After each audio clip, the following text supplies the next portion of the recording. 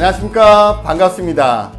사회복지조사론 핵심 요약정리 제3강, 이번 시간에는 조사 설계 유형과 단일 사례 설계, 모든 것을 설명하도록 최선을 다하겠습니다. 사실 영상을 찍는 지금 몇 시냐, 여러분들 궁금하지 않지만 저는 1시, 새벽 1시에 영상을 찍고 있어요. 그리고 제가 이번 한 주는요, 정말 너무 힘들게 한 주를 보내고 있어요. 지난주 토요일, 일요일 날 풀록 외부 강의를 했고요. 또 이번 주 토요일, 일요일도 풀록 외부 강의가 있습니다. 그리고 한 주 동안, 오늘을 포함한 한 주 동안 나눔의 집에 영상을 제가 공급하고 있잖아요. 11개의 영상을 찍었고, 대학 강의 영상을 찍었고, 그리고 외부 특강을 오늘 2개 포함해서 3번의 외부 특강을 갖고 외부 토론자로 참석을 했고, 그리고 회의 2번인가 참석을 했어요. 와, 이게 정말 일주일 안에 가능한 걸까? 라고 생각이 될 정도로요. 거의 잠은 3시 이렇게 자는 것 같아요. 오늘도 이제 1시에 영상을 찍으면 좀 빨리 끝나면 1시간 조금 더 걸릴 것 같은데, 예상컨대는요 1시간 한 20분 정도 걸린다 그러면 2시 20분에 끝나요. 편집하면 3시예요. 저장하는데도 1시간 이상 걸리거든요. 4시. 저 오늘 4시에 자려고 작정하고 영상을 찍고 있습니다. 근데 정말 잘 시간이 없는데 지금 새벽 1시에도 이 강의를 하려고 지금 카메라 앞에 선 이유가 있습니다. 바로 여러분들 때문이죠. 여러분들이 좋아요도 많이 눌러주셨고, 그래도 뭐 100% 만족하진 않겠지만 큰 도움이 된다라고 긍정적인 댓글도 달아주시고 감사하다라는 여러분들의 마음을 같이 공유해 주시고, 이렇기 때문에 제가 정말 피곤한 상태에서도 이렇게 환한 모습으로 다시 카메라 앞에 설 수 있는 것 같습니다. 다 여러분들 덕분에 영상을 찍는 것이다 라는 생각에서 지금 이 순간 몸은 힘들지만 마음은 엄청 행복하다라는 걸 여러분들과 같이 공유하면서 사회복지조사론 제3강 조사 설계 유형과 단일 사례 설계도 가장 쉽게, 그리고 시험에 나오는 핵심적인 포인트를 중심으로 해서 같이 살펴보도록 하겠습니다. 자, 그러면 조사 설계의 기본 요소부터 살펴보도록 하죠. 이 자체는 중요한 건 아닙니다. 자, 기본 요소는 뭐냐 하면 종속 변수의 비교와 독립 변수의 조작, 외생 변수의 통제, 실험 대상의 무작위화, 이 4가지의 조건이 실험 조사 설계에서 모두 다 포함되어지면 순수 실험 설계라 그래서 내적 타당도와 외적 타당도가 높은 편인데, 이 중에서 하나가 결여되면 유사 실험 설계, 주인 실험 설계라 그러고요. 이 중에서 하나 정도만 갖추면, 반대로 하나 정도만 갖추면 전 실험 설계, 원시 실험 설계라고 합니다. 그럼 내용이 뭐냐? 종속 변수를 비교한다라는 것은 뭐냐면 실험 집단과 통제 집단 간의 종속 변수의 값을 비교할 수 있거나, 아니면 사전 검수와 실험 전과 후의 검사를 비교할, 사전 사후를 검사를 비교할 수 있는 것을 종속 변수의 비교라 그럽니다. 독립 변수의 조작이라는 것은 원인이 되는 변수를 독립 변수라 그러는데, 한 집단에는 독립 변수를 발생시키고 다른 집단에는 발생하지 않도록 하는 것이 독립 변수의 조작입니다. 외생 변수의 통제라는 것은 실험 조사에서 외생 변수를 통제하기 위해서 통제 집단을 설정하는 것이죠.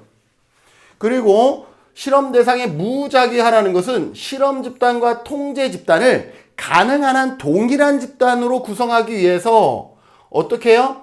그래야 내적 타당도가 높기 때문에 연구 대상을 2집단으로 나눌 때에 무작위로 나누는 거죠. 무작위 할당을 하는 것이 필요합니다. 무작위 할당과 비슷한 것이 확률 표본 추출 방법과 짝짓기 배합의 방법, 이러한 부분들이 실험 집단과 통제 집단을 동일하게 만들어주는 방법이죠. 자, 그러면 여기서 시험에 나오면 어떤 문제가 나오냐면 이런 거죠. 9회 때 시험 문제를 보면 실험 설계에서 외생 변수가 종속 변수에게 미치는 효과를 통제하기 위해서는 외생 변수가 종속 변수에게 미치는 효과를 통제하기 위해서는 무작위 할당 방법을 이용한다. 그래서 실험 설계에서 외생 변수, 그러니까 제3의 변수가 종속 변수에 영향을 미치는 효과를 통제하기 위해서, 그러니까 우연한 사건을 통제하기 위해서는 어떻게 해요? 무작위 할당의 방법을 이용한다라는 것 기억해 두시고요. 실험 설계에서 무작위 할당으로 우연한 사건의 영향을 같은 내적 타당도의 저해 요인을 예방할 수가 있다. 그래서 무작위 할당, 같은 말이에요. 여기 위에 거랑 무작위 할당을 하게 되면 우연한 사건의 영향과 같은 뭐를 내적 타당도의 저해 요인을 예방할 수가 있다라는 것입니다. 그래서 무작위 할당을 하는 것은 무엇을 예방할 수 있어? 외생 변수, 즉 종속 변수에게 영향을 미치는 제3의 변수를 어떻게 할 수 있어? 통제해서 내적 타당도를 높일 수가 있고, 또 무작위 할당은 우연한 사건과 같은 내적 타당도를 저해할 수 있는 요인들도 어떻게 할 수 있어? 통제할 수 있다. 즉 예방할 수 있다라는 것 기억해 두시면 좋겠습니다. 자, 그러면 네 가지의 조건을 모두 갖춘 실험 설계를 뭐라 그랬어요? 순수 실험 설계라 그랬습니다. 순수 실험 설계 한번. 그러면 그 네 가지의 요인이 교수님 저는 잘 모르겠어요. 자, 그럼 봐볼게요. 여기서 설명을 해드릴게요. 자, 첫 번째 우리가 순수 실험 설계에서는 총 다섯 가지의 실험 설계가 나옵니다. 통제 집단 사전 사후 실험 설계, 그리고 통제 집단 사후 검사 실험 설계, 솔로몬 사집단 설계, 그리고 요인 설계, 끝으로 가실험 통제 집단 설계, 위약 효과를 보는 거죠. 그래서 이 네 가지를 여러분들의 머릿속에 암기하세요. 우선. 자, 순수 실험 설계에는 뭐가 있다? 통제 집단 사전 사후 검사 설계, 통제 집단 사후 검사 설계, 솔로몬 사집단 설계, 요인 설계, 가실험 집단 설계, 이렇게 다섯 가지를 여러분들이 먼저 암기해 주시면 좋을 것 같아요. 자, 첫 번째 통제 집단 사전 사후 검사입니다. 통제 집단이 앞에 있죠. 그러니 실험 집단과 통제 집단으로 나누고요. 순수 실험 설계이기 때문에 여기에 어떤 대상자를 랜덤으로 각각에 배치를 합니다. 40명이면 랜덤으로 20명씩 배치를 하는 거죠. 자, 그런 다음에 사전 검사를 하는 거죠. 사전 사후니까 사전 검사를 하는 거예요. 각각 사전 검사를 하죠. 그리고 실험 집단에만 뭐를 하는 거예요? 독립 변수를 조작하는 거죠. 개입하는 거예요. 통제 집단을 하지 않아요. 그런 다음에 프로그램이 끝나면 사후 검사를 하는 거죠. 자, 여기에서 봅시다. 실험 집단과 통제 집단을 뒀어요. 첫 번째. 두 집단을 무작위로 배치했어요. 두 번째. 독립 변수를 조작했어요. 세 번째. 종속 변수의 비교는 이렇게 비교도 되고, 실험 집단과 통제 집단을 비교할 수가 있어요. 이렇게. 그리고 사전 검사와 사후 검사를 비교할 수 있으니 종속 변수의 비교까지 네 가지의 조건을 전부 다 갖추었다라고 볼 수가 있죠. 자, 여기에서 효과가 있는지 없는지는 어떻게 돼요? 예를 들어서 여기에 지저분한데 여기 40점, 여기 80점, 여기는 50점, 여기는 60점이었다라고 합시다. 이거는 통제 집단이죠. 그렇기 때문에 여기에 10점이 올라간 것은 외부 사건이 개입했을 수 있죠. 그게 얼마? 10점만큼은 변화가 있는데, 이거는 아무것도 안 했는데 10점이 변했다는 것은 외부의 우연한 사건에 의해서 10점이 증가됐다는 거예요. 근데 여기는 독립 변수를 조작했더니 얼마가 증가했어? 40이 증가했죠. 그런데 여기에서 우연한 사건이 발생하는 10점을 빼주는 거예요. 빼기 10. 그러면 여기에서의 효과는 얼마가 되는 거예요? 30이 된다라고 보는 거죠. 이렇게 해서 통제 집단 사전 사후 설계의 실험 처치의 효과성을 우리가 검증하는 방법입니다. 내적 타당도가 어때요? 높습니다. 왜? 교수님 왜 내적 타당도가 높아요? 순수 실험 설계이기 때문에 내적 타당도가 높다, 이렇게 암기하시면 돼요. 순수 실험 설계는 일단 내적 타당도가 높다라는 전제가 있습니다. 사전 검사에 의해서 검사 효과에 영향을 받는다. 여러분들 검사 효과 봤죠? 우리 내적 타당도의 저해 요인 이런 거 배울 때 뭐가 있었어요? 검사 효과가 있었죠. 사전 검사를 하고 나중에 사후 검사를 하면 사전에 검사 받은 것이 어디에다가 이 사후 검사에 영향을 미치는 거, 이거 뭐라 그랬어요? 시험 효과, 검사 효과, 영어로 테스트 효과, 이거라 그랬죠. 근데 여기에 사전 검사가 있다 보니까 사전 검사를 했기 때문에 뭐가 있어? 검사 효과가 발생한다라는 거예요. 받을 수 있다라는 거예요. 사전 검사와 실험 처치가 상호작용을 일으켜 생기는 상호작용 시험 효과로 인하여 실험 결과는 다른 상황에 일반화시키는 게 어려운 내적 타당도. 자, 그러면 여기에 시험 효과, 검사 효과, 테스트 효과는 내적 타당도 저해 요인이에요. 그럼에도 불구하고 내적 타당도가 높음에도 불구하고 이 도구 효과가 시험 효과가 발생하는 것은 내적 타당도를 저해해요. 그런데 안 들었던 요 단어가 들어가는데 상호작용 시험 효과 처음 들어봤죠? 제가 설명했나? 안 했을 수 있을 것 같은데 자, 여기 다시 한번 적어볼게요. 사전검사, 사후검사를 했는데 지금 시험 효과, 검사 효과, 테스트 효과는 요 처음에 봤던 것을 우리가 암기해서 두 번째에 암기됐기 때문에 우리가 점수가 높아진 걸 얘기해요. 그런데 상호작용 시험 효과는 이거예요. 처음에 검사를 했는데 점수가 지지리도 낮았어. 100점 만점에 20점 받았어요. 그러면 여러분들 어떻게 하겠어요? 뭔가 뜨악하겠죠. 그래서 어떻게 해요? 아, 나 정말 이 정도였어? 내가 이 정도였어? 더 열심히 해야 되겠네? 그러면서 독립변수 조작, 여기 특강이라고 합시다. 특강을 받을 때 엄청 집중한 거예요. 자, 시험 효과는 사전에 했던 것이 사후에 영향을 미치는 게 시험 효과인데 상호작용은 사전 검사가 독립변수에 영향을 미쳐요. 특강 받을 때 집중을 하는 거예요. 특강 받을 때 당연히 집중했으니까 사후 검사 어떻게 되겠어요? 점수 좋아지겠죠. 이렇게 얘가 특강에 독립변수에 영향을 미쳐서 사후 점수가 좋아지는 것, 달라지는 것. 이거는 상호작용 시험 효과다라고 보시면 되겠어요. 상호작용 효과다라고 보시면 되겠어요. 이러한 상호작용 효과는 외적 타당도를 떨어뜨릴 수가 있는데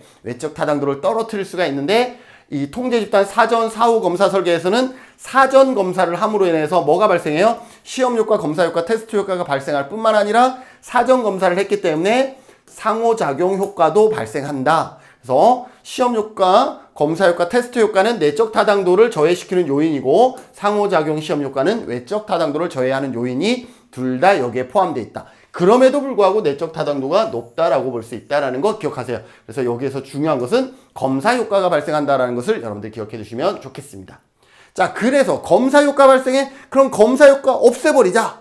그래서 뭘 했냐면 통제 집단 사전을 뺀 사후 검사 설계를 하는 거죠. 자, 실험 집단과 통제 집단을 나눕니다. 무작위로 배치했습니다. 사전 검사 했어요, 안 했어요? 여기 안 했죠? 여기도 안 했어요. 바로 독립변수 조작입니다. 독립변수 조작을 하고 종속변수를 어떻게 하고 있어요? 얘를 비교하고 있죠. 자, 그럼 실험 집단과 통제 집단 하나 있죠. 무작위 배치했죠. 2개 조건. 독립변수를 조작했죠. 3개의 조건을 만족했죠. 종속변수를 실험 집단과 통제 집단을 비교하니까 4가지 조건 다 들어갔죠. 자, 여기에서는 어떻게 해요? 이렇게 했을 때 여기에 50점, 여기에 45점이라 그러면 독립변수의 효과는 차액인 5점이 효과가 있다라고 얘기를 하는 거죠. 자, 그러면 여기에서는 뭐가 없어요? 사전 검사를 하지 않았기 때문에 검사 효과, 시험 효과, 테스트 효과가 발생하지 않아요. 당연히 상호작용 효과도 발생하지 않죠. 그런데 문제는 뭐냐면 과연 여기가 30점, 30점이었을까라는 거죠. 두 집단의 사전 값이 동일했을까? 이건 모르는 거죠. 왜? 사전 검사를 하지 않았기 때문에. 자, 통제 집단 사전, 사후 검사 설계에서 사전 검사를 실시하지 않은 방법이죠. 사전 검사를 실시하지 않은 방법이고 무작위 할당으로 실험 집단과 통제 집단을 동질화시킬 수 있다라고 가정을 했어요. 그러나 실제 같을까라는 의문점은 있겠죠. 두 집단의 무작위 할당으로 선택의 편의도 통제할 수 있어요.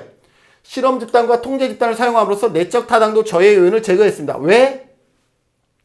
실험 집단과 통제 집단을 사용했기 때문에 내적 타당도의 저해 요인이 우연한 사건을 방지할 수가 있습니다. 그리고 더불어서 사전 검사를 실시하지 않았기 때문에 검사 효과와 상호작용 시험 효과도 발생하지 않습니다.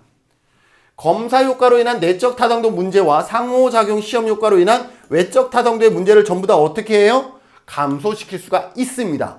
그러나 사전 검사를 하지 않음으로 인해서 최초의 상태가 이 두 집단의 최초의 상태가 정확히 어떤지는 파악할 수 없다라는 단점이 있다라는 것이죠.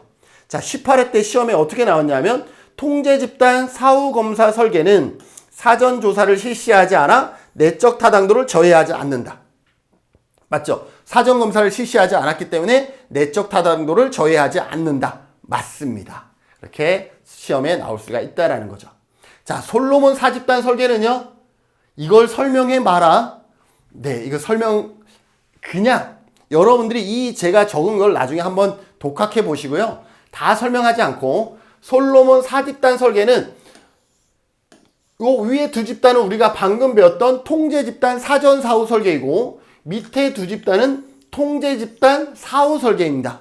그래서 솔로몬 4집단은 통제 집단 사전 사후 설계와 통제 집단 사후 설계를 결합하여서 총 4개의 집단으로 만든 거예요. 그래서 내적 타당도가 가장 높습니다. 4개의 집단으로 구성했기 때문에 내적 타당도가 가장 높은 경우고요. 우리가 여기에서는 통제 집단 사전 사후 설계에서는 검사 효과와 상호작용 효과가 있다 그랬죠. 그런데 여기는 4개의 집단을 전부 다 이렇게 값을 계산할 수가 있어요. 그래서 주효과랑 상호작용 효과, 검사 효과를 전부 다 계산할 수가 있습니다. 그러다 보니까 주 시험 효과도 여기에서 계산해서 뺄 수가 있고 상호작용 시험 효과도 계산해서 뺄 수가 있고 기타 외생 변수로 인한 효과를 다 뺄 수가 있어요. 검사가 값이 얼마인지를 확인할 수가 있기 때문에 그래서 개입의 순수한 주효과를 밝혀낼 수가 있어요. 무슨 말이냐? 가장 내적 타당도가 가장 높다라는 말입니다. 그러나 단점은 있어요. 4개의 집단으로 구성하는 게 실험으로 무작위로 4개의 집단을 구성하는 것이 쉽지 않다라는 거죠. 4개의 집단을 그것도 무작위로 선정하는 어려움과 복잡성이 있다라는 것. 비용, 4개의 집단을 만들어서 그분들을 전부 다 시험에서 통계를 해야 되기 때문에 비용적 문제 등으로 인해서 현실적으로 이용하는 데는 어려움이 있다. 내적 타당도가 가장 높으나 현실적으로 이용하는 데는 어려움이 있다라는 것이죠. 11회 때 시험에는 뭐라고 나왔냐면 솔로몬 4집단 설계와 통제 집단 사후 검사 설계는 솔로몬 4집단 설계와 통제 집단 사후 검사 설계 바로 앞에 했던 설계는 검사 효과를 통제할 수 있는 실험 설계이다. 자, 바로 여기는 검사 효과 있다 그랬어요? 없다 그랬어요? 없다 그랬죠. 여기도 검사 효과 위에는 있으나 밑에는 없어요. 그죠? 그리고 검사 효과를 어떻게 직접 계산함으로 인해서 그것을 빼주면 되거든요. 주효과에서 검사 효과를 빼주면 돼요. 그렇기 때문에 솔로몬 4집단 설계도 뭐를 통제할 수가 있어? 검사 효과를 또 상호작용 효과를 어떻게 할 수 있다? 통제할 수 있다. 그래서 솔로몬 4집단 설계뿐만 아니라 통제 집단 사후 설계 전부 다 검사 효과와 상호작용 효과를 통제할 수 있다라는 것 기억해 두시면 좋겠습니다. 자, 그 다음에 요인 설계입니다. 요인 설계는요, 독립변수가 2개 이상일 때 적용합니다. A와 B에 의해서 C는 이렇게 될 때 있죠. 예를 들어서 자존감과 성취감이라 그럴까요? 성취감은 뭐에 영향을 미칠 수 있다? 합격에 영향을 미칠 수 있다. 그래서 독립변수가 하나가 아니라 자존감과 성취감은 합격에 영향을 미친다. 독립변수가 이렇게 2개일 때, 독립변수가 2개 이상일 때 적용하는 것이 요인 설계입니다. 2개 이상의 독립변수가 상호작용하면서 종속변수에 미치는 영향을 파악할 수가 있어요. 상호작용 효과를 알므로써 독립변수의 종속변수의 영향을 보다 정확하게 이해할 수가 있습니다. 조사 결과의 일반화의 가능성, 내적 타당도가 높아요. 외적 타당도가 높아요. 일반화하기 때문에 외적 타당도가 높습니다. 요인 설계는 한 가지 이상의 독립변수, 각각의 영향을 보는 것이므로 각각의 영향을 볼 수 있대요. 조사 결과의 일반화 정도가 높아지게 되고 이는 곧 외적 타당도를 높인다. 아, 요인 설계는 외적 타당도를 높이는 대표적인 어떤 실험 설계이구나 기억하시죠? 근데 단점이 있어요. 단점은 아무래도 독립변수가 2개이다 보니까 단점이겠죠? 고려해야 할 독립변수 수가 많은 경우에 어떻게 된다? 시간과 비용 면에서 효율적이지 못하다라는 단점이 있습니다. 그리고 독립변수가 3개인 경우에는 2개인 경우는 4개의 집단을 구성하면 되는데 3개일 때는 독립변수가 3개일 때는 총 8개의 집단을 무작위로 할당을 해야 되기 때문에 각 집단에 맞는 처치를 가해야 하기 때문에 상당히 어렵다라는 거예요. 자, 그럼 어떻게 하느냐? 자존감과 성취감이라 그랬죠?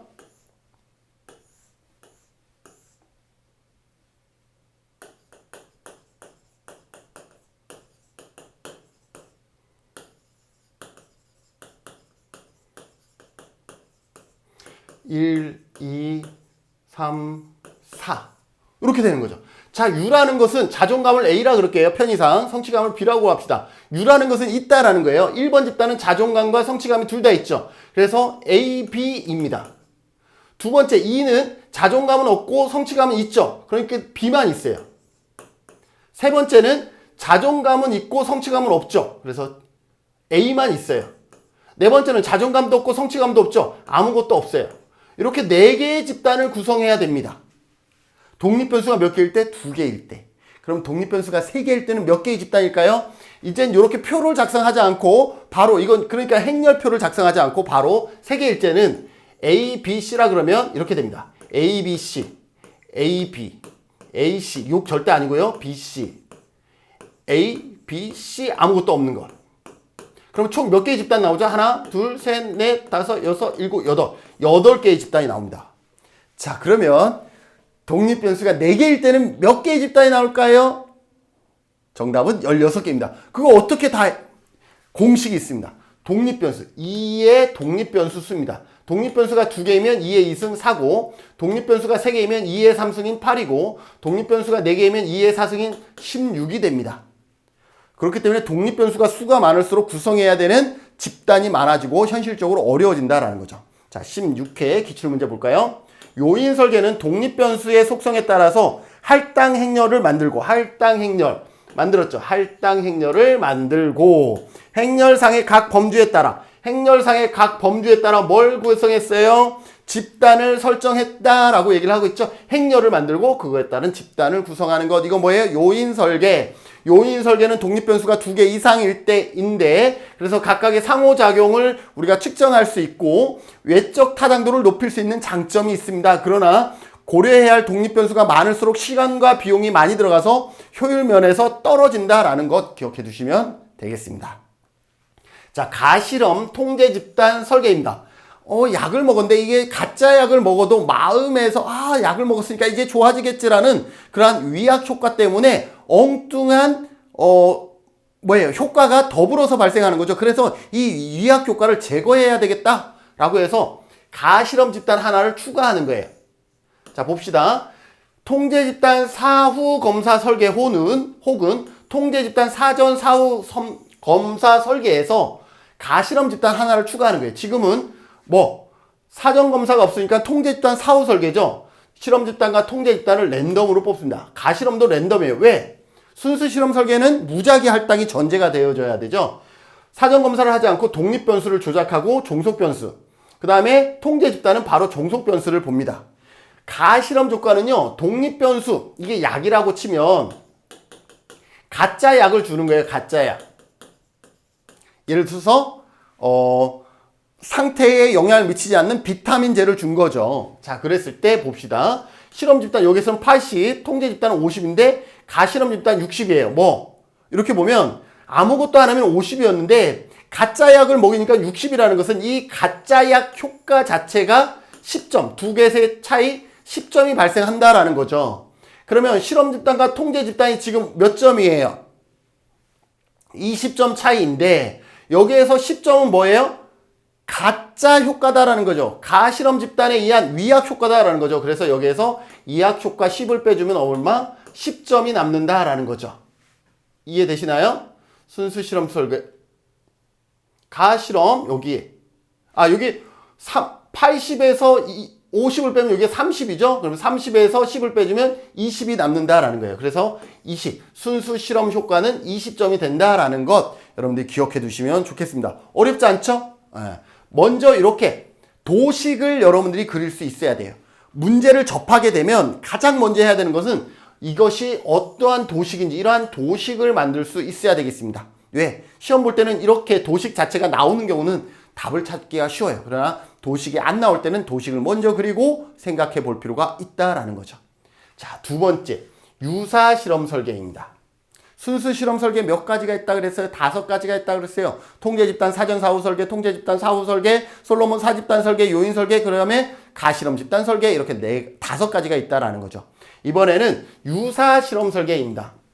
유사 실험 설계는 우리가 실험 조건에 4가지 조건이 있었죠. 뭐가 있어요? 통제 집단을 만들어라, 무작위 할당을 해라, 독립 변수를 조작해라, 종속 변수를 비교해라. 이 4가지 조건이 있는데 이 4가지 조건 중에 실험 설계의 기본 요소인 무작위 할당, 통제 집단, 독립 변수의 조작, 종속 변수의 비교 요 중에 한두 가지가 결여되어 있는 설계를 뭐라 그래요? 순수 실험 설계는 아닌데 그거와 유사하다 그래서 유사 실험 설계라 그러고 실험에 준한다 그래서 준 실험 설계라고 얘기를 합니다. 유사 실험 설계, 준 실험 설계. 뭐에 유사하다? 순수 실험 설계에 유사하다라고 볼 수가 있는 것이죠. 내적 타당도는 실험 설계보다 조금 떨어집니다. 무슨 실험 설계보다? 순수 실험 설계보다 내적 타당도는 떨어져요. 그런데 실제 연구에서 유사 실험 설계를 더 많이 합니다. 왜? 순수 실험 설계를 구성하기가 어렵다 보니까 그거에 준하는 유사 실험 설계로 실제 실험하는 경우가 많다라는 거죠. 순수 실험 설계보다 현실적인 측면을 고려하고 있기 때문에 엄격히 통제된 상태에서 이루어지는 조사 결과보다 뭐가 높다? 일반화가 높다. 순수 실험 설계에 비해 내적 타당도는 떨어지지만 외적 타당도는 높은 경우가 많다. 기억하세요. 자, 교수님 뭔 말인지 모르겠어요. 그죠? 모를 거예요. 다시 한번 설명할게요. 순수 실험 설계는 완벽한 통제가 이루어졌었죠. 그런데 우리가 일상적으로 삶을 살아갈 때는 통제된 공간에서 살아가는 게 아니죠. 외부의 다양한 요인들과 같이 뒤섞여서 살아가잖아요. 그러다 보니 철저한 통제된 순수 실험 설계에서의 결과가 일상생활에 반영했을 때는 일반화가 떨어질 수 있다는 거죠. 차라리 유사 실험 설계는 완벽하게 통제되지 않은 공간에서 실험하는 것이 오히려 일반 생활과 더욱더 유사하기 때문에 유사 실험 설계의 결과가 일상에서의 적용과 거의 비슷한, 즉 일반화가 오히려 높을 수가 있다는 거예요. 기억되시겠죠? 이제 이해되시겠죠? 그래서 그러한 부분들 기억하시고요. 14회 시험에 어떻게 출제되었는지 볼까요? 순수 실험 설계는 유사 실험 설계에 비해서 내적 타당도가 높다. 당연히 순수 실험 설계가 내적 타당도는 더 높습니다. 그러나 외적 타당도는 유사 실험 설계가 더 높다가 아니라 높을 수 있다. 이렇게 기억하시는 게 좋겠습니다. 더 높은 경우가 많다, 높을 수 있다라고 보시면 되겠습니다. 아셨죠? 그렇게 기억해 두십시다. 자, 첫 번째는 단순 시계열 설계입니다. 여기는 뭐가 없어요? 딱 봐도 실험 집단만 있지 통제 집단이 없어요. 통제 집단이 없죠. 그러니 순수 실험 설계는 안 되는 거죠. 근데 실험 설계에서 이렇게 뭐예요? 종속 변수를 여러 차례 반복합니다. 또 독립 변수를 조작한 이후에도 여러 차례 이렇게 반복을 합니다. 이 여러 차례 반복함으로 인해서 뭐예요? 통제 변수의 역할을 보완해주는 역할을 합니다. 반복 측정이 통제 집단을 설정하지 못한 것에 대한 보완을 해준다라고 보시면 되겠습니다. 독립 변수 조작 전후로 일정 기간을 두고 세 차례 이상 종속 변수를 측정하는 방법을 단순 시계열 설계라 그럽니다. 단수는 뭐가 없다라는 게 복수면 통제 집단이 있는데 단수는 통제 집단이 없다라는 거예요. 그래서 통제 집단을 별도로 두지 않았기 때문에 그 대신에 뭐 하려고 했어요? 동일 집단을 이렇게 시계열적으로 반복해서 측정하고 있다.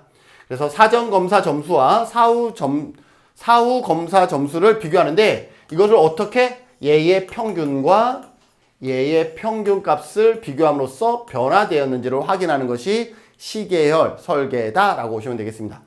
비교적 높은 내적 타당도를 가지고 있습니다. 왜? 통제 집단은 없지만 그 역할들을 반복 측정하는 것이 그 역할을 대신하다 보니 내적 타당도가 높긴 높아요. 그러나 뭐보다 높진 않아? 순수 실험 설계보다는 높지 않은 거예요. 통제 집단을 사용하지 않았기 때문에 통제 집단 없기 때문에 문제가 분명 발생하죠. 종속 변수의 변화가 우연한 사건의 영향을 받았을 가능성이 배제되지. 외부의 어떠한 사건으로 인해서 이 값이 변화되었을 가능성을 배제하지 못한다라는 거죠. 통제 집단이 기억하세요? 통제 집단이 없다 그러면 기억하세요. 통제 집단이 없다 그러면 외부의 우연한 사건에 영향을 받을 수 있다. 통제 집단이 이것을 상쇄시켜주는 역할을 하는데 통제 집단이 없는 실험 설계에는 외부의 우연한 사건의 영향을 어떻게 할 수 없어? 통제할 수 없다는 거 반드시 기억해 두십시오. 독립변수의 효과성은 사전검사 측정치의 합과 사후검사의 측정치의 합을 비교하여 각각의 평균치를 비교해서 계산한다. 평균, 그 다음에 비교. 이렇게 된다라고 보시면 되겠습니다. 13회 시험에서 어떻게 나오냐? 단순 시계열 설계는 종속 변수의 변화를 추적 비교할 수 있다. 단순 시계열 설계는 종속 변수의 변화, 여기에서 이렇게 변화를 어떻게 할 수 있어? 추적할 수 있다라고 얘기를 하고 있고요. 19에서는 시계열 설계는 검사 효과 외에 외부 사건을 통제하기 어렵다. 검사 효과 여기 있죠. 검사 효과 외. 사전 검사를 했으니까 무조건 검사 효과 들어갑니다. 사전 검사를 했기 때문에. 거기에다가 뭐예요? 외부 사건을 통제하지 못해요. 왜 외부 사건 통제하지 못해요? 맞잖아요. 통제 집단이 설정되지 않았으면 외부 사건을 통제할 수 없다. 그거는 이 단순 시계열 설계뿐만 아니라 여러분들이 실험 설계에서 통제 집단이 없으면 전부 다 외부의 우연한 사건을 통제할 수 없다라는 것을 기본적으로 안고 가셔야 되겠습니다. 그래서 단순 시계열 설계 봤는데 이러한 문제가 있으니 그러면 어떤 방법이 없을까? 이제는 복수 시계열 설계에 들어갑니다. 복수 시계열 설계는 단순 시계열 설계에서 이제 통제 집단을 설정했습니다. 근데 뭐가 없어요? 실험 집단과 통제 집단 있죠? 독립 변수 조작 가능하죠? 종속 변수 비교 되죠? 뭐만 없어요? 실험 집단과 통제 집단을 랜덤으로 뽑는 얘가 생략되어 있기 때문에 순수 실험 설계가 아니라 복수 시계열 설계는 뭐예요? 유사 실험 설계에 해당한다라고 보시면 되겠습니다. 복수 시계열 설계는 단순 시계열 설계의 우연한 사건 등에 의한 내적 타당도. 우연한 사건은 내적 타당도에 문제를 발생하죠. 우연한 사건 히스토리 역사 개선하기 위해서 단순 시계열 설계에 통제 집단을 추가한 것이다. 통제 집단을 사용함으로써 내적 타당도 저해 요인을 크게 감소시킬 수가 있다는 것. 무작위 할당이 이루어지지 않았죠. 무작위 할당이 이루어지지 않았기 때문에 실험 집단과 통제 집단이 이질적인 가능성은 배제할 수 없다라는 것 기억해 두시면 되겠죠. 자, 이번에 비동일 통제 집단 설계입니다. 비동일 통제 집단 설계라는 것은 통제 집단 사전 사후 설계에서 랜덤만 빠진 거예요. 반드시 기억하세요. 통제 집단 사전 사후 검사 설계에서 뭐만 빠진 것? 무작위 할당만 빠진 것이다. 반드시 기억하세요. 시험에 이러한 지문 자체가 그대로 나옵니다. 자, 그러면 원래 이렇게 랜덤으로 뽑아야 되는데 이게 빠졌고 실험 집단과 통제 집단 있고 사전 검사, 독립 변수 조작, 사후 검사 마찬가지 사전 사후 검사를 하게 되는 것이죠. 그래서 여기에서 마찬가지 40, 70, 45, 55 그랬으면 여기에서 10점의 외부 효과가 발생하는 것이죠. 여기에서 30점의 변화에서 10점을 빼면 총 주효과는 20점이다 라고 할 수가 있는 것이죠. 이렇게 계산을 하는 것이고 요거 기억하라 그랬죠. 통제 집단 사전 사후 검사 설계에서 무작위 할당만 빠진 것이 뭐다? 비동일, 동일하지 않은 통제 집단 설계다라는 거 보시면 되겠습니다. 실험 집단과 통제 집단이 무작위로 배치되지 않았기 때문에 두 집단의 초기 상태가 동일하지 않을 가능성이 크고요. 사전 검사가 실험 처치와 실험 대상의 상호작용이 발생하여 사전 검사를 했기 때문에 검사 효과와 상호작용 효과가 발생하는 하고 그래서 외적 타당도를 저해할 수 있다. 상호작용 효과는 외적 타당도를 저해한다 그랬죠? 자, 17회 시험 볼까요? 봅시다. 비동일 통제 집단 설계는 임의적인 방법으로 양 집단을 선정하고 사전 사후 검사를 실시하여 자, 임의적인 방법이라는 것은 무작위가 아니기 때문에 이건 무작위가 아니라는 거예요. 무작위가 아니기 때문에 이 여기에서 일단 뭐가 결정돼요? 순수 실험 설계는 아니다라는 것이 결정이 되는 거죠. 자, 양 집단을 선정하고 사전 검사를 실시하여 종속 변수의 변화를 비교하는 것이다. 그러면 여러분들이 바로 이 도식을 떠올리셔야 돼요. 이거는 비동일 통제 집단 설계이구나 라는 걸 여러분들이 떠올리시면 되겠습니다. 자, 분립표본 사전 사후 검사 설계입니다. 분립표본 사전 사후 검사 설계다 라고 보시면 되겠습니다. 여기는 어떻게 되냐면 통제 집단은 사전 검사만 하고요. 사전. 실험 집단에서는 독립 변수를 조작하고 사후 검사를 하게 되는 거예요. 그래서 두 집단이 서로 만날 일이 없어요. 여기에서 원래 이렇게 비교해야 되는데 이것도 아니고 여기에서 이렇게 비교해야 되는데 이것도 아닌 만날 일이 없기 때문에 분립표본 사전 사후 검사 비동일 통제 집단과 다르잖아요. 그죠? 그래서 실험 집단과 통제 집단의 사전 사후 검사를 동시에 실시할 수 없는 상황에서 실험이고 통제 집단에 대해서만 통제 집단에서만 사전 검사를 하고 실험 집단에 대해서는 사전 검사를 실시하지 않고 독립 변수를 도입한 후 사후 검사를 하는 방법이다 라는 거죠. 마찬가지 무작위 방법으로 집단을 나누었지만 사전 검사나 사후 검사가 동시에 이루어지지 않고 통제 집단에서는 독립 변수를 연구자가 의식적으로 배제할 수 없는 점 등 실험 조사와 다르다라는 것 기억해 두시면 되겠습니다. 자, 이렇게 네 가지의 조건이 뭐예요? 유사 실험 설계의 방법이다 라고 보시면 되겠습니다. 유사 실험 설계도 네 가지 암기하시면 가장 좋아요. 단순 시계열 설계, 복수 시계열 설계, 비동일 통제 집단 설계, 분리표본, 사전 사후 검사 설계, 이렇게 네 가지 기억해 두시면 좋겠습니다. 자, 끝으로 전 실험 설계. 실험 일반적으로 이거는 순수 실험 설계하기 전에 상태를 확인하기 위해서 한다 그래서 전 실험 설계. 그리고 원시적이다 그래서 원시 실험 설계. 이러한 전 실험 설계, 원시 실험 설계다라는 이름을 가지고 있습니다.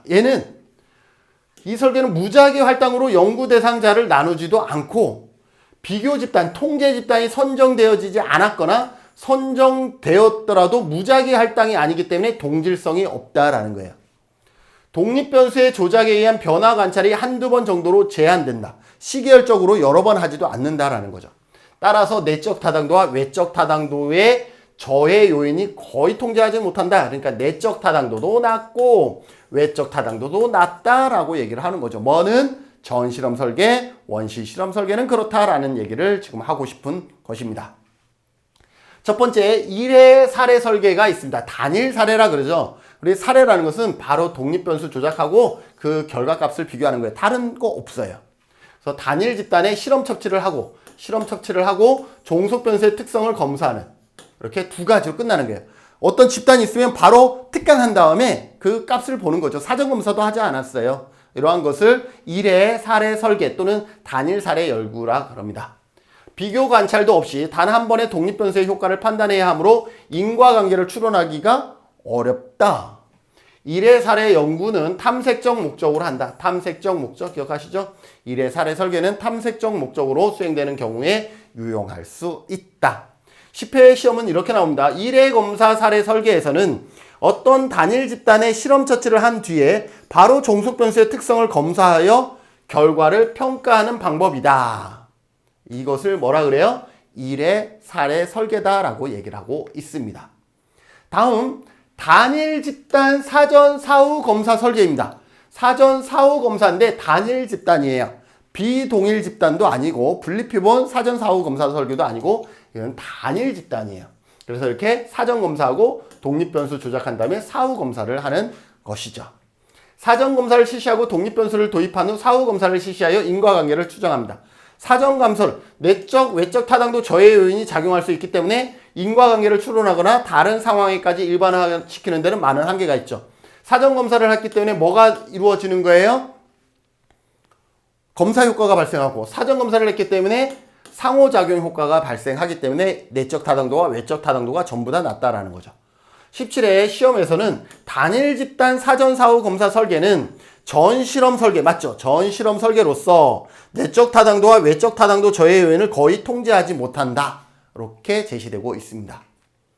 자, 이번에 정태적 집단 비교 설계 또는 비동일 집단 사후 검사 설계를 보도록 하겠습니다. 실험 집단에서 독립 변수를 조작하고요. 종속 변수를 보고 통제 집단은 이렇게 하는데 이게 이 통제 집단이 언제 설정하냐면 실험이 다 끝난 후에 실험 종료 후에 통제 집단을 설정하는 방법이에요. 그래서 실험 집단과 통제 집단을 임의적으로 선정해서 실험 집단은 독립 변수를 도입한 후 종속 사후 검사를 하고 통제 집단은 독립 변수를 도입하지 않고 사후 검사를 실시합니다. 통제 집단만 사후 검사 설계에서 무작위 할당만 제외돼요. 뭐가 없어요? 무작위 할당이 없다라는 거예요. 통제 집단 사후 검사 설계에서 무작위 할당이 빠진 형태다라고 보시면 돼요. 그래서 실험 집단과 통제 집단이 무작위 할당된 것이 아니라 선정산의 편의가 독립 변수 조작과 상호작용할 수가 있다라는 것이고요. 종속 변수의 변화는 처음부터 다른 이질적인 두 집단의 특성 차이로 인한 것인지 아니면 실험 처치에 의한 것인지 판단하기가 어렵다라는 것이죠.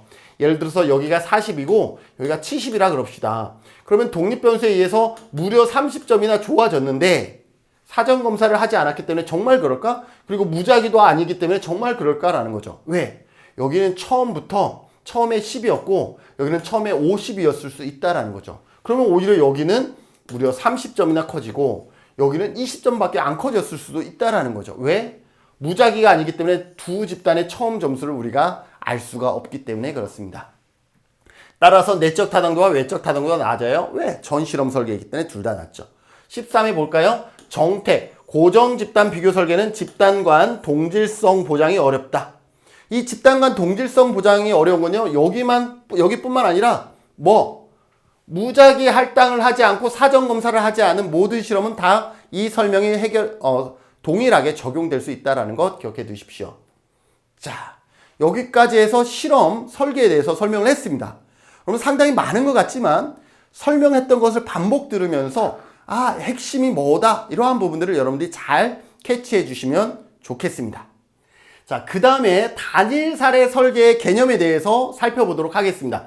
단일 사례 설계라는 뜻부터 아셔야 돼요. 단일 사례 설계라는 것은 단일 대상 설계라는 의미인데 단일 대상이지 개인을 의미하는 것은 아닙니다. 그래서 기억하세요. 개인, 가족, 소집단 등 단일 사례, 하나의 사례를 얘기하는 것이지 한 사람을 얘기하는 것은 아니다라는 거 반드시 기억하시고 이처럼 단일 사례의 문제 해결을 위해서 개입한다. 문제 해결을. 뭐가 목적이 아니에요? 일반화의 목적이 아니라 표적 문제를 해결하는 데 목적이 있다. 개입은 표적 행동, 우리가 변화를 해야 되는 그 표적 행동을 변화시키기 위한 프로그램 자극과 환경 변화 행사 등을 의미합니다. 그래서 개입은 한마디로 얘기하면 어떤 프로그램이다 라고 보시면 될 것 같아요. 개입은 독립변수, 실험변수, 실험 자극에 해당되고 즉 프로그램에 해당되고 표적 행동은 종속변수에 해당됩니다. 이 표적 행동을 변화시키기 위해서 개입을 하는 것이죠.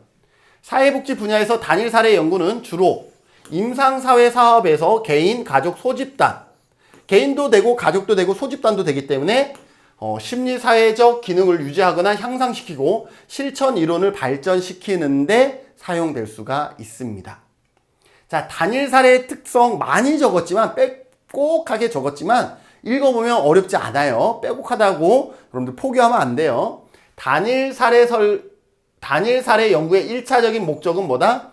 가설 검증에 있지 않아요. 가설 검증을 통해서 일반화의 목적이 있는 것이 아니라 표적 행동, 말 그대로 변화시키고자 하는 그 표적 행동 하나만 바꾸면 되는 거예요. 표적 행동에 대한 개입의 효과성을 분석하는 거다. 표적 행동에 대한 개입의 효과성을 분석하면 끝인 거예요. 일반화의 목적이 아니에요. 개인뿐만 아니라 모두 집단이나 조직이나 지역사회도 뭐가 된다? 단일 사례가 될 수 있다. 기억해서. 집단의 경우에는 집단의 평균이나 전체 빈도 등으로 어떻게 요약되어 하나의 사례로 취급된다. 집단도 하나의 사례가 될 수 있다. 그래서 단일 사례의 대상이 될 수 있다는 것이고요. 하나의 대상 사례를 가지고 반복적인 측정을 통해서 그러니까 단일 사례 설계는 이렇게 반복적인 측정을 하게 돼요. 잠시 후에 보겠지만 통제 집단과 같은 집단 비교 효과가 있습니다. 단일 사례 설계는 우리가 배웠던 단순 시계열 설계와 같은 설계다라고 보시면 되겠어요. 개입의 효과를 평가하게 되고요. 개입의 효과성에 대한 즉각적인 피드백을 할 수가 있다. 기억하세요. 개입의 효과에 대한 즉각적인 피드백을 할 수가 있다. 반복적인 환류와 수정을 통해서 새로운 방법으로 개입하거나 개입 방법을 수정함으로써 개입 효과를 높일 수가 있습니다. 기초선 단계에서 경향을 충분하게 파악하기 위해서 개입을 지연시키는 것은 윤리적인 문제가 될 수 있어요. 우리가 바로 개입해야 되는데 시계열 설계는 어때요? 반복 측정한 다음에 그 다음에 독립변수 조작하죠. 이 반복 측정하는 사이에 이용자는 엄청난 스트레스를 받고 문제는 더 가중될 수가 있는데 우리는 연구의 효과를 검증하기 위해서 반복 측정해야 돼요. 그럼 어때요? 빨리 개입해야 되는데 반복 측정함으로 인해서 윤리적인 문제가 발생할 수 있다는 것이죠. 단일 사례 연구만으로 인과관계를 확신하기가 어렵습니다. 그래서 인과관계를 확신하기도 어렵고요. 두 번째, 단일 사례의 결과만으로 일반화, 즉 외적 타당도 하는데도 제약이 따릅니다. 여러 대상과 상황에서 반복적으로 실시하면 실시할수록 우리는 뭐예요? 아, 정말 그렇구나. 그래서 타당도를 높일 수가 있는 거죠. 그래서 반복 실시함으로 인해서 일괄된 결과를 얻게 된다면 일반화에 있어서 강력한 근거가 될 수 있다. 그래서 일반화를 높이기 위해서는 어떻게 한다? 반복 실시한다. 이것도 방법이 되겠죠. 자, 18회 시험에 어떻게 나오냐? 기초선과 개입기간 두 평균값의 통계적 검증을 통해서 개입의 효과를 판단합니다.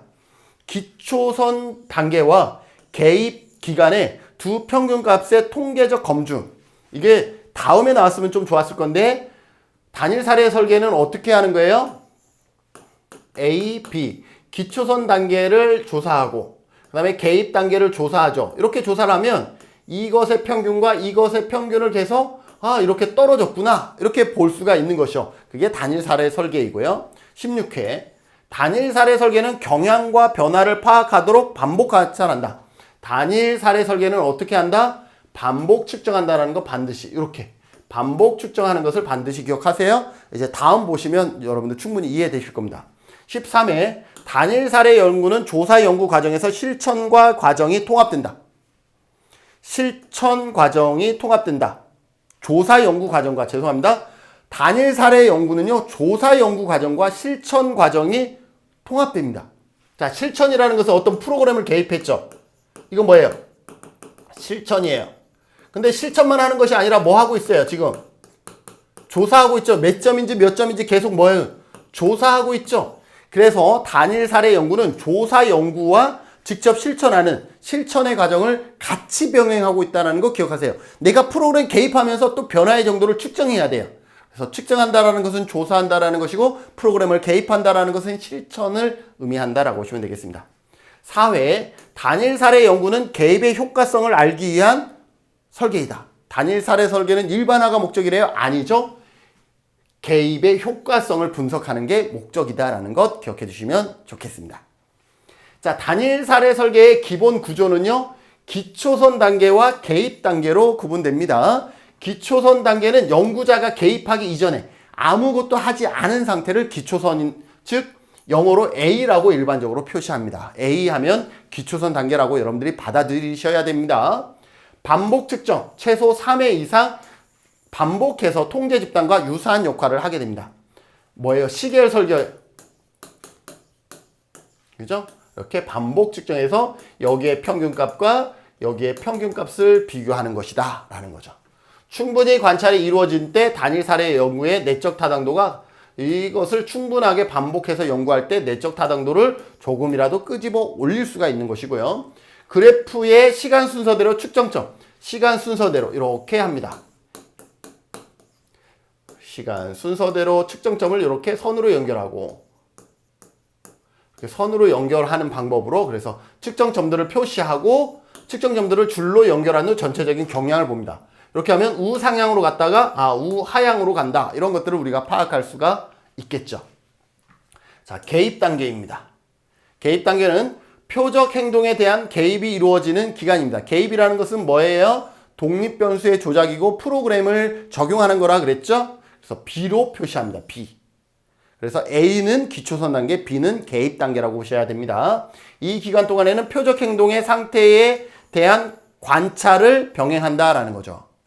그죠? 우리가 프로그램을 개입하면서 또 그 프로그램으로 인한 표적 행동이 더 증가하고 있는지 감소하고 있는지 관찰을 병행해야 된다라고 볼 수가 있죠.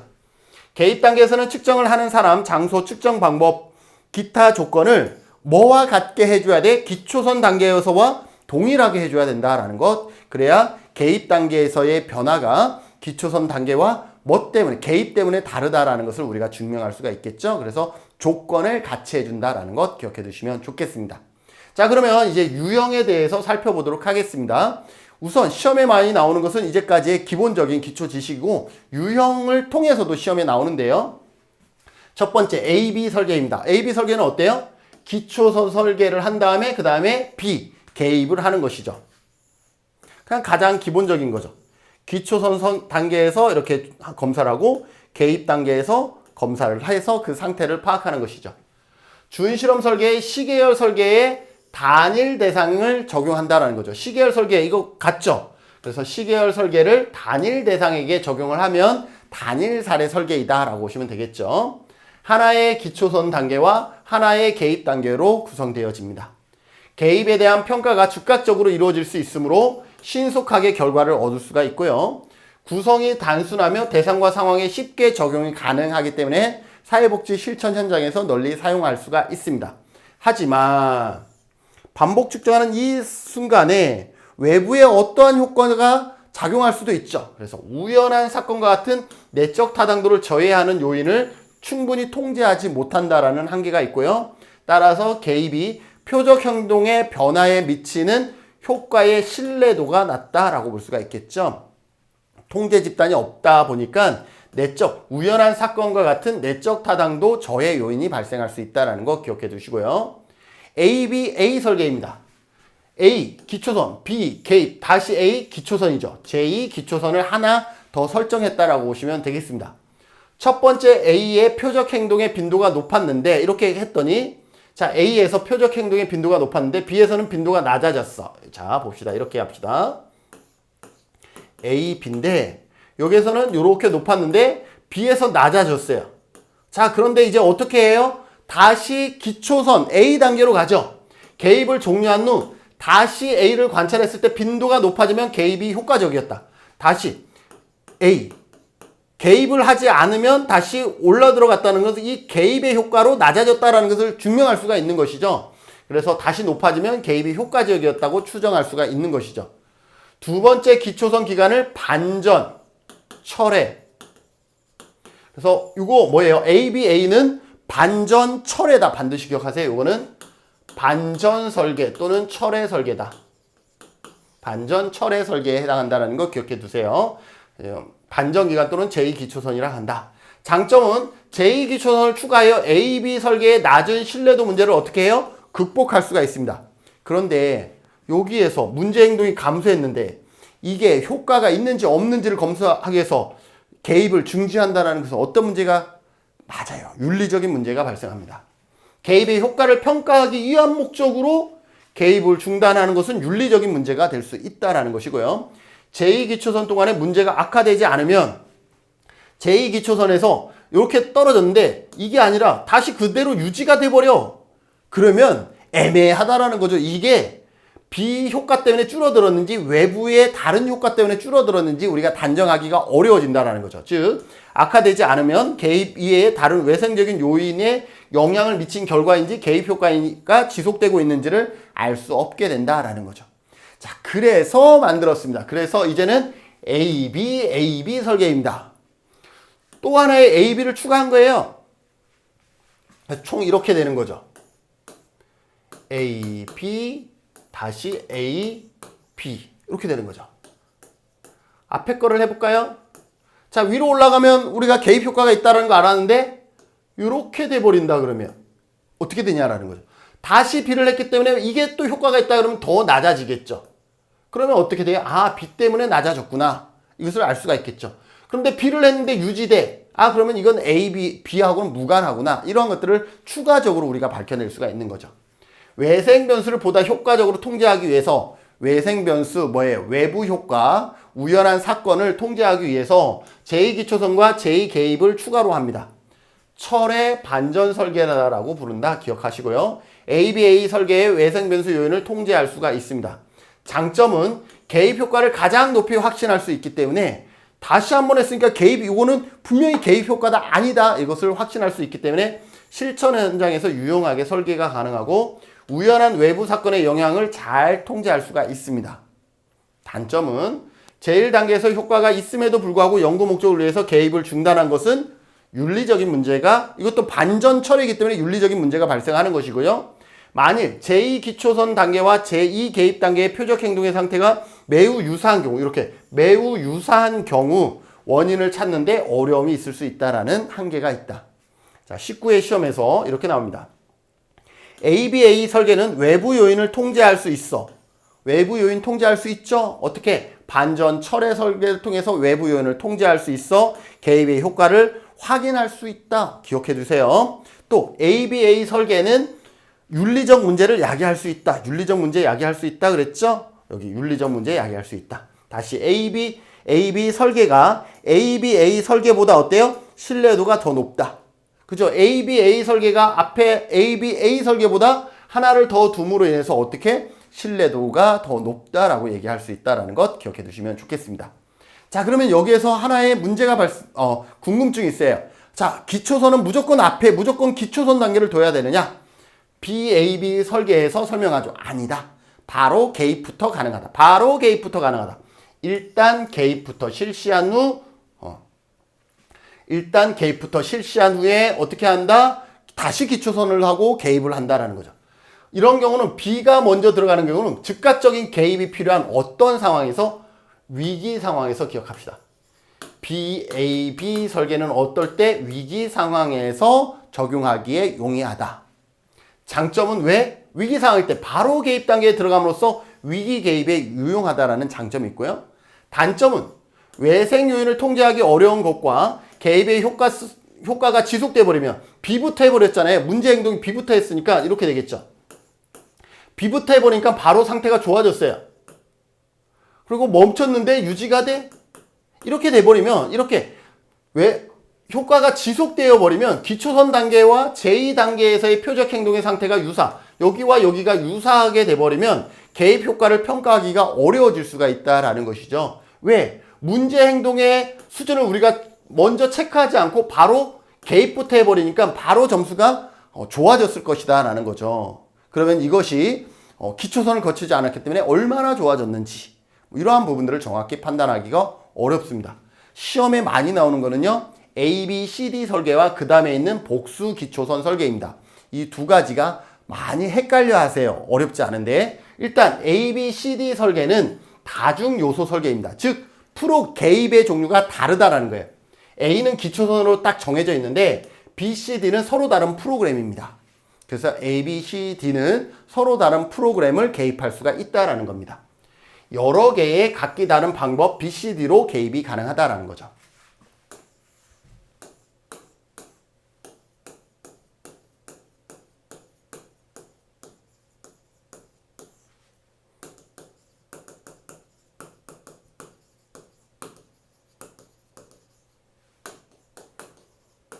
자, 이 그림을 보면 어떤 게 효과가 있는 것 같아요? 어떤 게 효과가 있는 것 같아요? 상담이에요? 교육이에요? 활동이에요? 여러분들은 활동이라고 대답할 수 있겠죠? 그럼 한번 봐봅시다. 클라이언트에게 도움이 되지 않는 개입을 수정하거나 상담을 했더니 도움이 되지 않아? 그럼 수정할 수가 있는 거죠. 실제로 표적 문제에 변화를 가져오는지를 설명하기에 유용합니다. A, B, C, D 설계는 융통성이 있어서 연속적인 단계에서 옳다고 입증되는 대로 개입 계획을 변경할 수가 있습니다. 자, 그런데 그렇다고 해서 상담을 했더니 변화가 없어. 교육을 했더니 큰 변화가 없어. 외부 활동을 했더니 확 변화돼. 자, 그러면 활동은 효과적이야 라고 얘기할 수 있느냐라는 거죠. 왜냐하면 A, B, C, D 설계의 제한점, 2월 효과와 순서 효과와 우연한 사건의 효과를 통제하기가 어렵다. 2월 효과는 뭐냐면 여기에서 조금 감정의 변화가 있고 교육을 통해서 마음의 깨달음이 있었어. 그래서 활동을 했더니 그 깨달음을 반영을 해준 거죠. 즉 뭐예요? 앞에 것이 효과가 없었던 것이 아니라 그 효과가 쌓이고 쌓이면서 활동에서 확 드러난 것이다. 그게 뭐예요? 2월 효과다라는 거죠. 그게 아니더라도 순서 효과. 만약에 활동을 제일 앞에 했으면 활동 자체도 변화가 없었을 것이다 라는 거죠. 이거는 순서가 B, C, D가 됐기 때문에 활동에서 확 줄어든 거지, 활동 자체가 맨 앞으로 나오면 이 역시 큰 변화가 없었을 것이다 라는 거죠. 그게 순서 효과입니다. 더불어서 우연한 사건도 발생할 수가 있다라는 것이죠. 10회 시험에서 뭐라고 나왔냐면 단일 사례 설계 중 A, B, C, D 설계, 다중 요소 설계는 기초선 형성 후 서로 다른 복수의 개입 방법을 연속적으로 도입한다. 서로 다른 개입 방법을 연속적으로 적용한다. 맞습니다. 그건 뭐예요? 다중 요소 설계다라고 보시면 되겠습니다. 자, 이 다중 요소 설계와 여러분들이 구분하셔야 되는 게 복수 기초선 설계예요. 이 단어 그대로만 해석하시면 돼요. 복수, 여러 개의 기초선, 기초선이 여러 개다라는 거죠.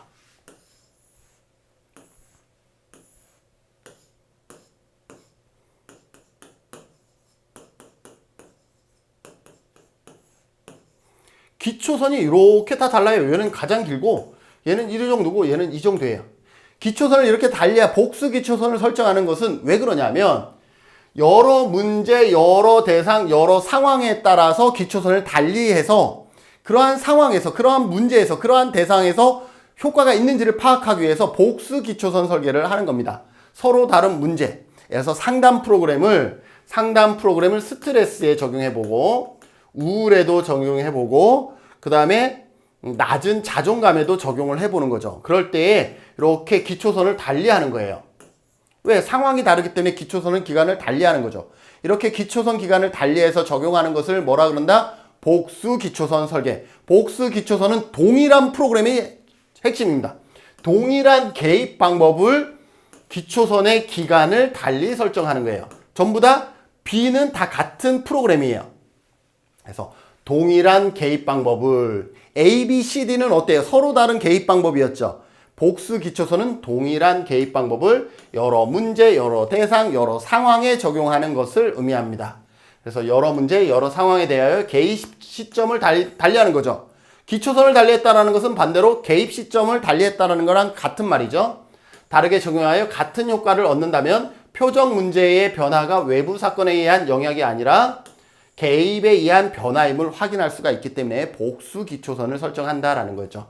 그래서 여러 문제 간, 여러 상황 간, 여러 대상자 간 복수 기초선을 설정할 수가 있다는 거 기억하시죠.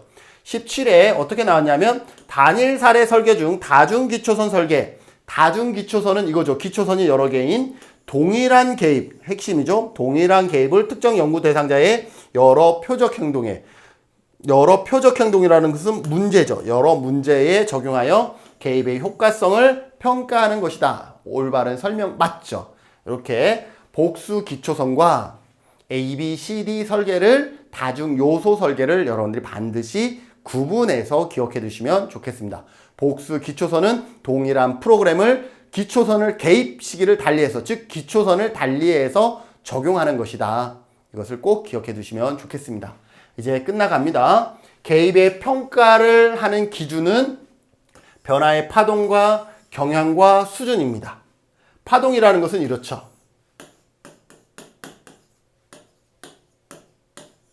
이렇게 갔다가 프로그램을 개입했더니 파동이 어떻게 되고 있어요? 안정적으로 바뀌고 있죠. 그러면 효과가 안정적으로 바뀐다면 효과가 좋다라고 얘기할 수 있는 게 파동이죠.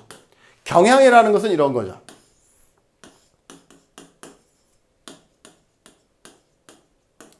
우상향하다가 우하향하거나 이렇게 패턴이 바뀌는 것을 경향이라고 얘기할 수 있죠. 변화의 수준은 이거죠. 변화의 수준이 높았다가 낮아지는 것을 변화의 수준이라 그럽니다.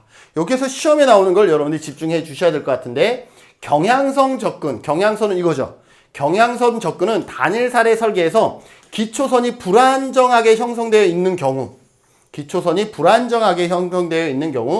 기초선의 변화의 폭과 기울기까지 고려하여 결과를 분석한다. 자, 이렇게 경향 분석을 할 때는 어떻게 기초선이 불안정할 때 뭐까지? 기울기까지 고려하는 것을 뭐라 그래요? 경향이라 그러고 그러면 기초선이 안정적일 때는 요 평균 비교를 하게 됩니다. 수준 비교. 기초선이 안정적일 때. 자, 3회 단일 사례 설계 연구는 변화의 파동과 경향과 수준 등으로 평가한다. 맞죠? 18회 개입의 변화의 파동이 심하다면 어떻게 해요? 효과 판단이 어려워진다. 이러한 파동이 심하면 개입 후의 변화의 파동. 이거는 개입 후의 파동이 좋아졌죠. 그런데 개입 후에 오히려 파동이 커졌어. 그러면 개입 효과를 얘기할 수 있겠어요? 뭔가 파동이 커진 것이 좋은 경우가 있나요? 감정이 아주 좋았다가 아주 나빴다가 이거 나쁜 거잖아요. 그렇기 때문에 개입의 효과를 얘기하기가 어렵다라는 것 기억해 두십시오. 개입한 후에 파동이 커진다 그러면 개입의 효과를 판단하기 어려워진다. 맞는 설명입니다. 자, 마지막입니다. 개입의 유의성이 분석입니다. 자, 그러면 그런 파동과 경향과 수준을 분석할 때 어떤 방법으로 하느냐? 첫째, 시각적으로. 아까처럼 그래프를 그리면 시각적으로 바로 판단이 되어지죠. 그래서 기초선의 수준과 개입의 선을 변화들을 시각적으로 바로 분석할 수가 있습니다. 두 번째 방법은 통계적으로도 분석할 수가 있죠. 변화의 수준 같은 게 어떻게 해요? 다 더해서 나누고 다 더해서 나눠서 우리가 뭘로 할 수 있어? 숫자로, 즉 통계적으로도 파악이 가능합니다. 변화의 파동 수준을 통계적으로 분석할 수가 있는 거죠. 평균 비교와 같은. 그래서 시각적으로도 가능하다, 통계적으로도 가능하다 기억하시고, 끝으로 실용적 유의성, 임상적 유의성, 실제로 변화되는, 이게 좋았는지 나빴는지 모르겠지만 확실히 좋아졌어. 얘는 확실히 어제보다 확실히 좋아졌어 라고 얘기하는 것은 뭐예요? 바로 이거죠. 실용적, 임상적인 유의성이 확실히 드러나고 있다라는 거죠.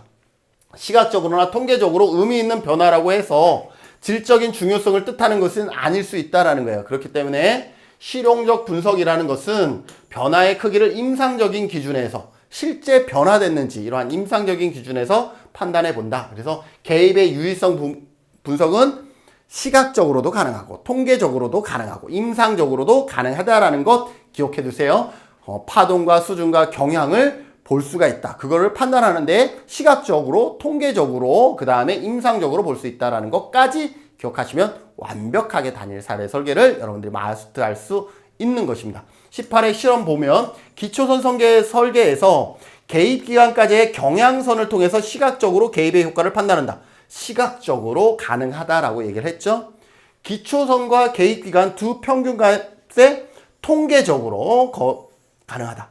시각적으로도 가능하고 통계적으로도 가능하다. 18회 시험에 출제되었었다라고 볼 수가 있겠습니다. 자, 오늘도 상당히 빠르게 달려왔는데 어렵지 않은 내용이었어요. 물론 암기해야 되는 부분들이 좀 있고 그런 부분들이 좀 짜증나게 할 수는 있지만 그래도 이 정도는 여러분들이 충분히 영상을 한 번, 두 번, 메모까지 해가면서 좀 암기를 곁들여서 하신다 그러면 아주 어려운 내용은 아니기 때문에 여러분들 복습해 주시고 꼼꼼하게 여러분들이 다시 한번 확인해 주셔서 관련 내용이 시험에 나온다 그러면 우리가 자신감 있게 정답을 찾을 수 있도록 여러분들이 파이팅 해주시면 좋을 것 같습니다. 자, 이상으로 사회복지 조사론 특강 3강을 모두 마치도록 하겠습니다. 다음 시간에 뵙고요. 조회수 여러분들 지금까지 해줬던 것처럼 좋아요와 긍정적인 댓글 같이 나눠주시면 큰 힘이 되겠습니다. 고맙습니다. 수고하셨습니다.